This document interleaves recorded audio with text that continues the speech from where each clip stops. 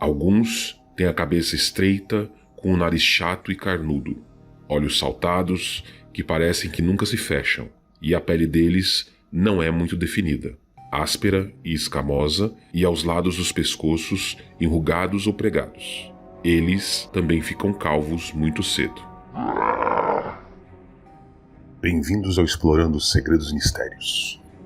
Hoje falaremos sobre um dos contos mais famosos de H.P.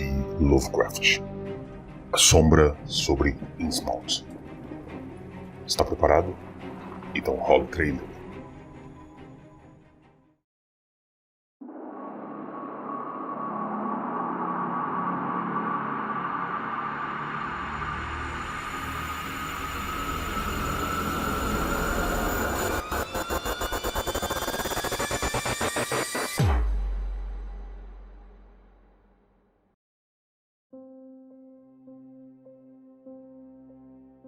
H.P. Lovecraft foi um grande escritor de literatura, porém não chegou a colher os louros da vitória em vida. Seu único livro, que foi publicado enquanto estava vivo, foi A Sombra sobre Innsmouth, e com 400 cópias publicadas, apenas a metade foi vendida, enquanto a outra metade foi destruída. Por ser muito longa, a revista Weird Tales a rejeitou quando foi submetida por August Derleth em 1933, sendo publicada então em 1936 pela Visionary Publishing Company. A narrativa trata de um forasteiro que chega a uma cidade portuária habitada por estranhos indivíduos.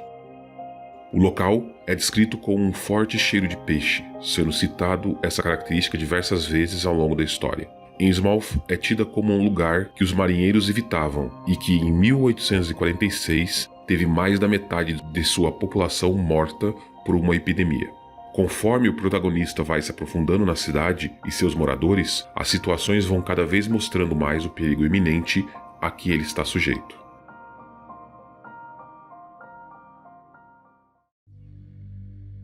Innsmouth foi fundada na nascente do rio Manusek, na costa de Massachusetts.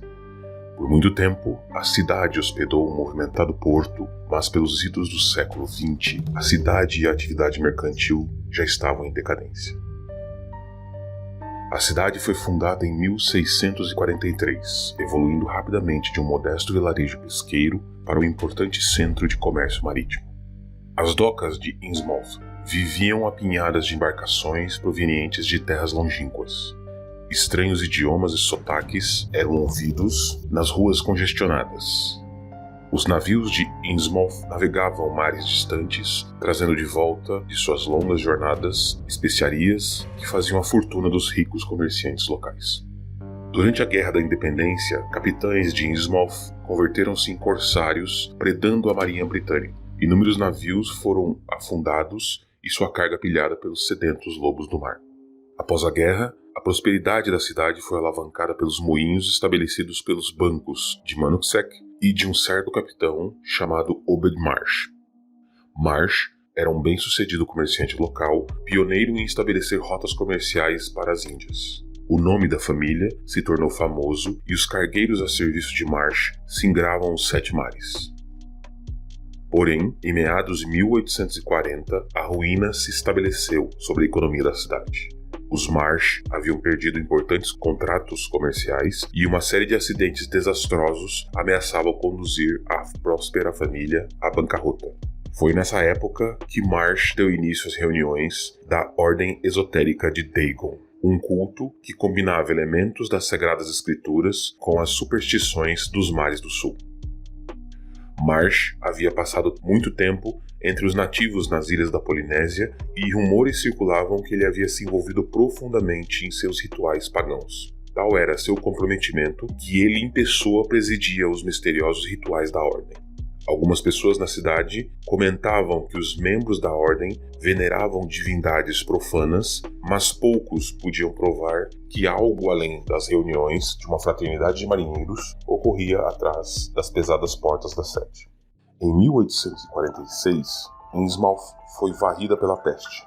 Nunca se soube ao certo que estranha doença acometeu os habitantes e reduziu a população a um número ínfimo. O que ocorreu durante o longo inverno daquele ano, quando a cidade esteve isolada pela doença, permanece um mistério. Existem indícios que a violência e pilhagem tenham ocorrido livremente e que as leis tenham perdido sentido. Quando visitantes de outros vilarejos chegaram, encontraram Obed Marsh e sua ordem esotérica controlando a cidade. Embora Innsmouth tenha retornado à atividade comercial, com o estabelecimento de uma crescente indústria pesqueira, a cidade continuava em declínio. As cidades vizinhas hesitavam em negociar com o povo de Innsmouth, mesmo quando seus mercadores ofereciam moedas de ouro supostamente recuperadas de naufrágios. Algo mais sinistro parecia estar presente na própria fisionomia de alguns residentes de Innsmouth. Um aspecto doentio e um miasma desagradável de água salobra parecia lhes acompanhar onde quer que fossem.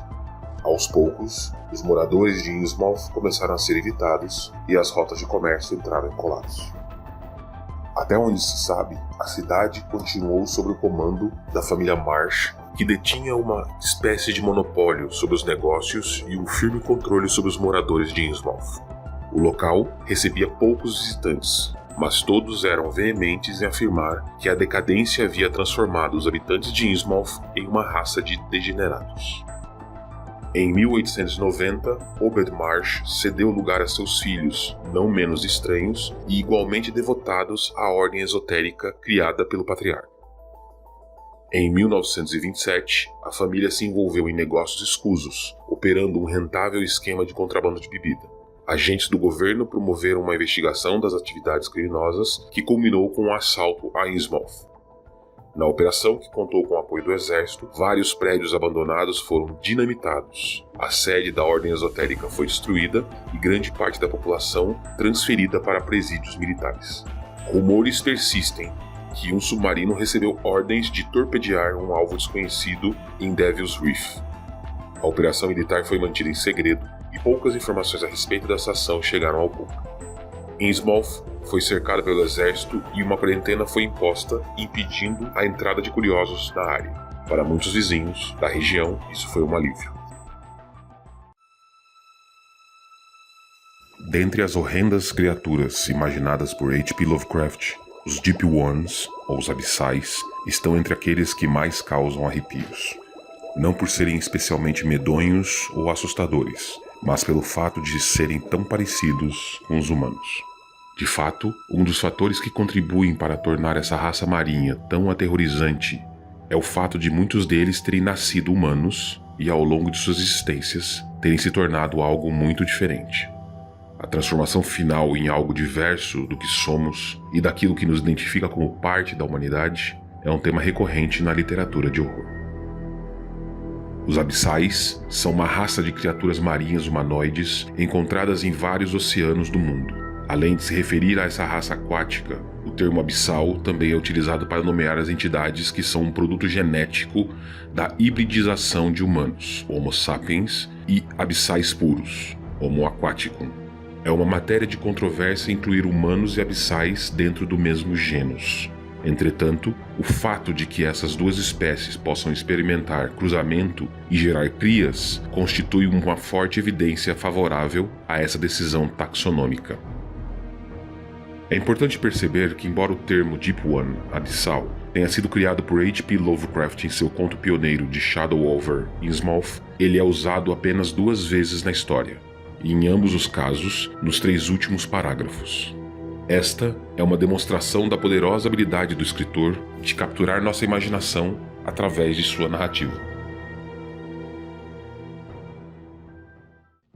O que sabemos sobre os Deep Ones é que eles constituem uma raça de seres marinhos espalhados por todos os oceanos da Terra, presentes também em alguns rios e lagos. Com base no conto de H.P. Lovecraft, The Shadow over Innsmouth, aparentemente há vantagens biológicas e possivelmente mais significativas ao se tornar um híbrido abissal. Um híbrido que nasça com a aparência humana passa os primeiros 20 ou 30 anos de sua vida na sociedade dos seres humanos, uma vez que sua aparência não é estranha a ponto de chamar a atenção dos demais não híbridos. Nesse período, o indivíduo tem a oportunidade de obter uma experiência de vida e estudar em meio à espécie no qual está inserido. Saber onde os humanos vivem e onde eles pescam fornece informações úteis a respeito de onde os abissais podem se fixar ou se reunir. Um aspecto interessante nesse pormenor é que os híbridos parecem guiados por um instinto natural que faz com que eles se mantenham próximos ao mar. Isso se reflete no fato de muitos híbridos escolherem, ainda que inconscientemente, profissões como marinheiros, pescadores, oceanógrafos, etc. Sabe-se que os abissais costumam interagir com determinados grupos de humanos ou populações selecionadas por questões de fatores geográficos, sendo a proximidade da costa uma das principais, e que essa escolha deriva de reconhecimento e observação. A opinião de híbridos que viveram na sociedade humana e reconhecem suas práticas e costumes é levada em consideração quando os abissais desejam estabelecer contato. Eles podem se comunicar telepaticamente entre si por longas distâncias. Sua fala audível foi descrita como consistindo em latidos roucos e coachos de sílabas soltas. Todos os Deep Ones são imortais. Nenhum morre, exceto por acidente ou violência. Eles servem aos grandes antigos, principalmente Pai Dagon e a Mãe Hydra, bem como o Grande Cthulhu. Os Deep Ones vivem em grandes cidades construídas no fundo do oceano. A única conhecida pelo nome e localização, Yar Netley, na costa de Massachusetts. A Marinha dos Estados Unidos soube de sua existência e o torpedeou em 1928, matando vários habitantes. Mas os sobreviventes, sem dúvida, o reconstruíram agora.